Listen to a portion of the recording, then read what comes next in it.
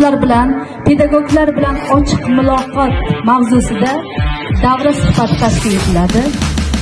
Gaplashib olmoqchimiz, ochiqchasiga talablarimizni qo'ymoqchimiz.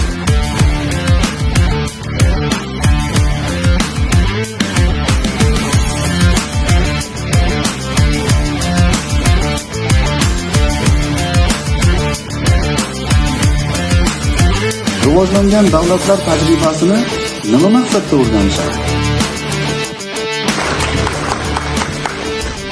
Bir oylik, ya'ni 100 soatga mo'ljallangan malaka oshirish kurslari tashkil etilishi mana shu nizomda belgilab qo'yilgan.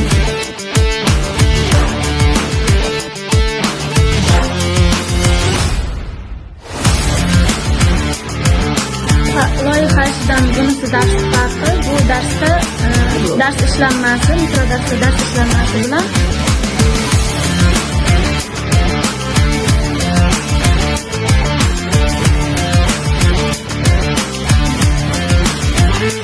yangi bilimlarga ega bo'lish maqsadida malaka oshirish jarayoniga tashrif buyurgan.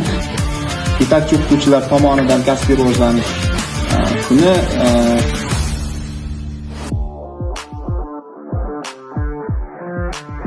qanday tutish kerakligi, nimalarga amal qilish kerakligi,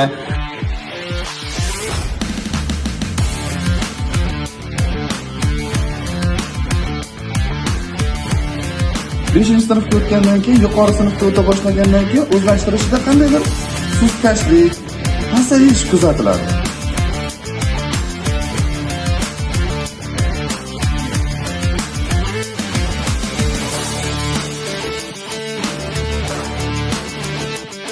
Uzluksiz pedagogik kasbiy rivojlanishimiz bilan jiddiy shug'ullanishimiz talab etiladi.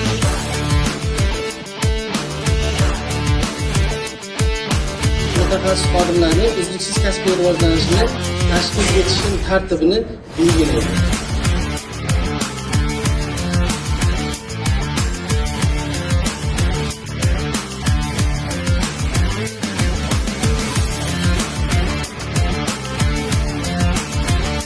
Viloyatida kasbiy rivojlantirish kuni va soati tadbirlarini amalga oshirish holati to'g'risida Kasbiy rivojlanish kuni soat tadbirlari 362 sonli buyruq bilan esa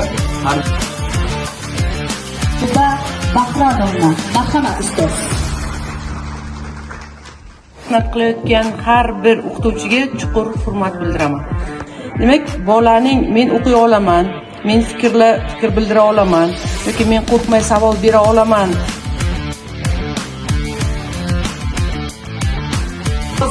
Sizlarga bitta savol bilan murojaat qilmoqchiman. Bugungi kunda malaka oshirish markazimiz korrupsiyadan xoli sohaga batamom aylantirildi.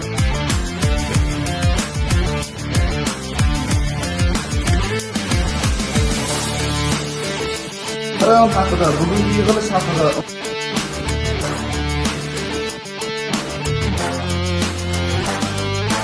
bu yerda sizga korrupsion holatdan hech qanaqa topshiriqlar bosim